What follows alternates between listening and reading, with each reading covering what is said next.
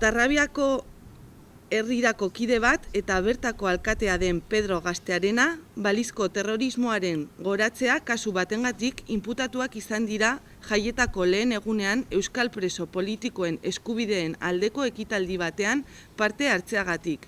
Eta modu berean, Burlatako auzokide bat ongietorri ekitaldiak burlataherria.org web orrian iragartzeagatik inputatua izan da.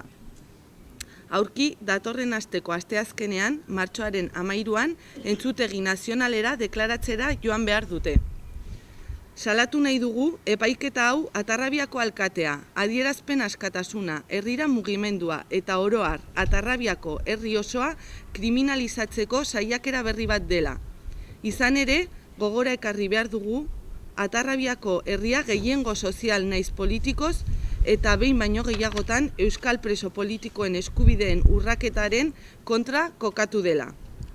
Argi daukagu, inputazio honek presio politikoei erantzuten diola berriz ere. Bildu Atarrabiaren lan politiko eta soziala, langileen eskubideen defentsa, parte hartzearen aldeko apostua, erabakitzeko eskubidea. Beste alderdi politikoen ezberdina, estali nahi dute eta udaletxean egiten den lana oztopatu justifikaziorik ez duten salaketa hauen bitartez.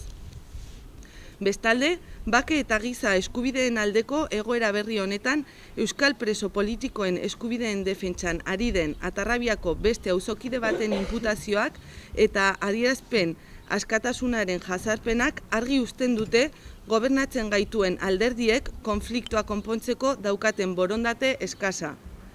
Ez dugu onartuko geure eskubideen urraketa, aldarrikapen eskubidea dugulako eta zuzena dena aldarrikatzeko eskubide osoa dugulako.